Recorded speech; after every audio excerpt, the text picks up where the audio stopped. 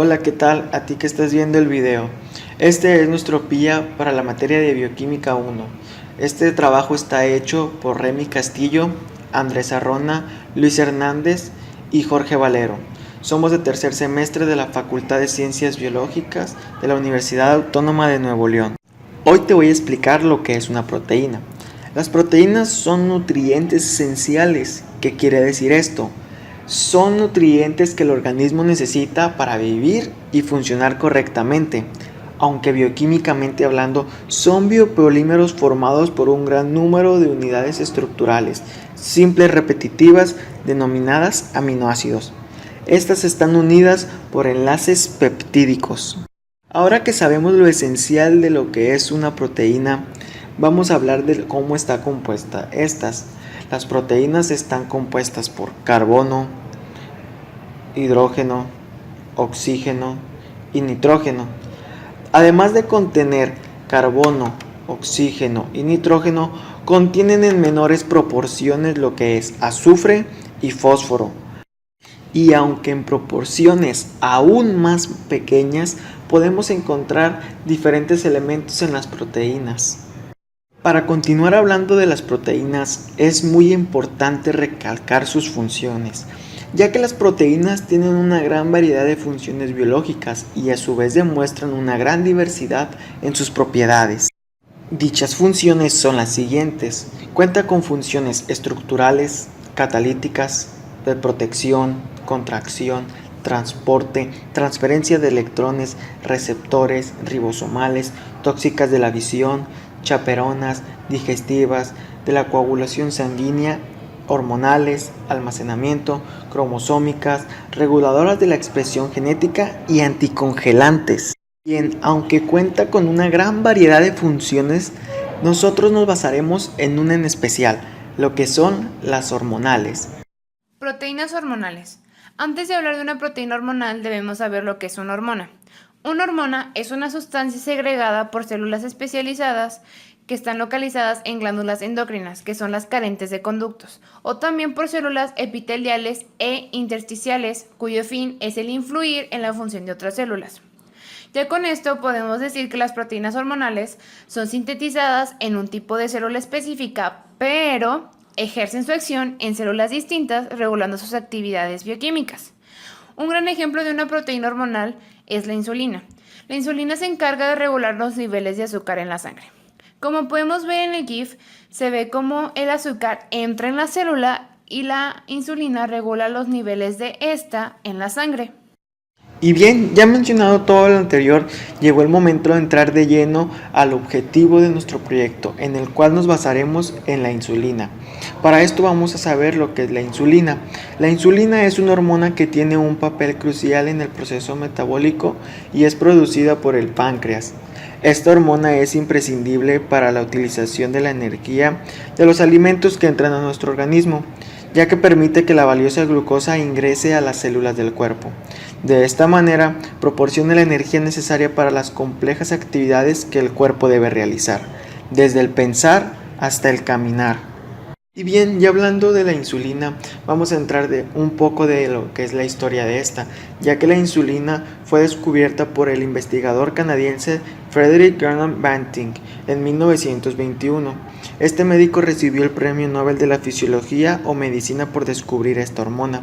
Frederick Banting y su destacado papel en el descubrimiento de la insulina, lo que seguramente muchos no hayan podido conocer bien a fondo, son los curiosos hechos que rodean a este destacado hit de la historia en plena década de los años 20, y cómo un investigador con un perro primero y con un joven vecino de 14 años después salvarían la vida de miles de millones de personas en todo el mundo. En agosto de 1921 es cuando Banting consiguió administrar junto a su equipo por primera vez con éxito la hormona en perros diabéticos, anotando cómo descendían los niveles de azúcar en sangre y remitían los síntomas de tal enfermedad. El primer paso estaba dado, hasta aquí ya llevaban un ligero avance de lo que sería un hit en los siguientes años. Finalmente, y tras varios experimentos donde se testeó la prueba de la insulina, se procedió a realizar la primera prueba en humanos. fue un muchacho de 14 años, Leonard Thompson, vecino de Banting, y cuya diabetes estaba a punto de costarle la vida, la primera persona que recibió una inyección de insulina con éxito, hecho que tuvo lugar entre las fechas de enero y octubre de 1922. La satisfactoria noticia ocupó decenas de portadas en periódicos en todo el mundo.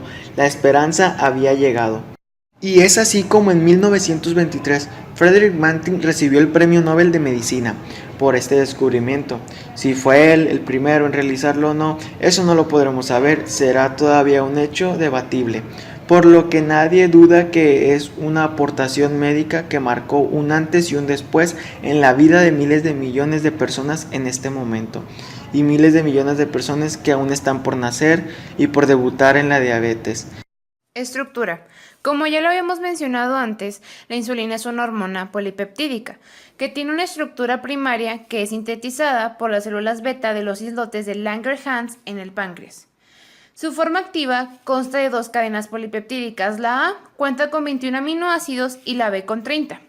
Estas cadenas se unen entre sí por medio de dos puentes disulfuro entre las cisteínas.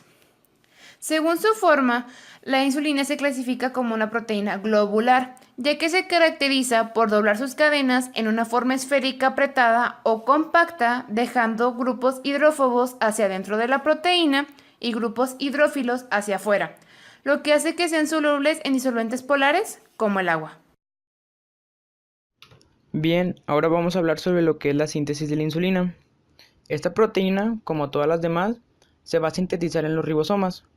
El paso de ARN a la proteína genera una cadena de aminoácidos que llamamos preproinsulina. ¿Dónde se va a ubicar esta preproinsulina? Bien, se va a ubicar en el retículo endoplasmático rugoso y de ahí se va a convertir en lo que va a ser la proinsulina. Esta proinsulina es el precursor de la insulina. Bien, ya una vez teniendo la proinsulina, esta va a estar formada por tres cadenas, que son la cadena alfa, beta y cadena C. En este caso, en la imagen mostrada, se los vamos a señalar como cadena A, cadena B y cadena C. Estos van a ser los tres segmentos que van a conformar a la proinsulina. Una vez ya formada la proinsulina, esta de aquí va a ir al aparato de Golgi, donde va a encontrar enzimas prolípticas. Las enzimas prolípticas, su función principal es descomponer las proteínas extrañas en la sangre causantes de inflamación, o también pueden facilitar la eliminación de proteínas inflamatorias por medio del flujo sanguíneo y el sistema linfático. A estas enzimas también se le conoce como convertasas prohormonas. Hay dos tipos de convertasas prohormonas, que son la convertasa proproteína 1 y la convertasa proproteína 2. Estas enzimas lo que se van a encargar va a ser de liberar a esa cadena C, lo va a liberar y entonces nos vamos a quedar únicamente con la cadena A y con la cadena B. Estas cadenas A y B unidas por los puentes de disulfuro se le conoce como lo que ya es la insulina. La insulina tiene varias funciones en nuestro cuerpo humano. El papel más importante es su acción recíproca con la glucosa para permitir que las células del cuerpo utilicen la glucosa como energía. Esto es porque la insulina actúa como una tipo llave para abrir las células en el cuerpo humano y así permite que la glucosa sea utilizada como fuente de energía.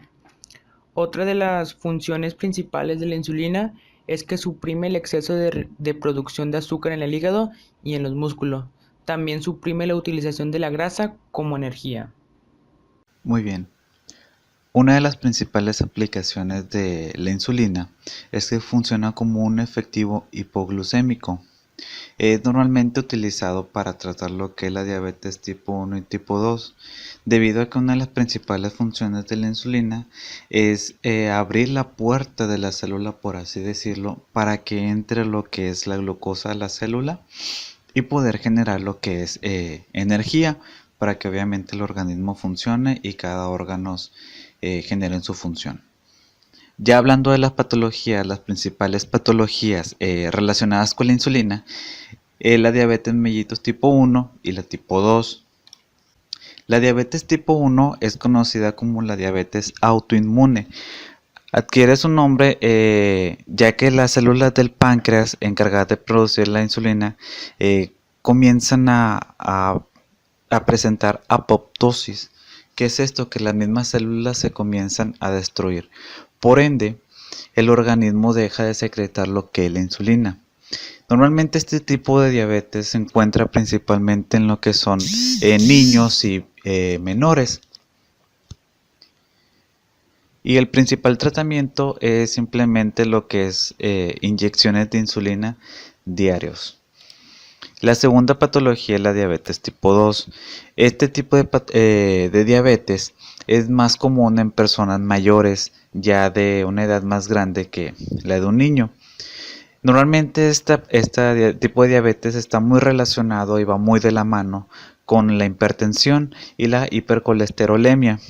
Normalmente este tipo de diabetes es producido por una insulinoresistencia. ¿Qué significa esto? Que principalmente este tipo de insulina no es efectiva.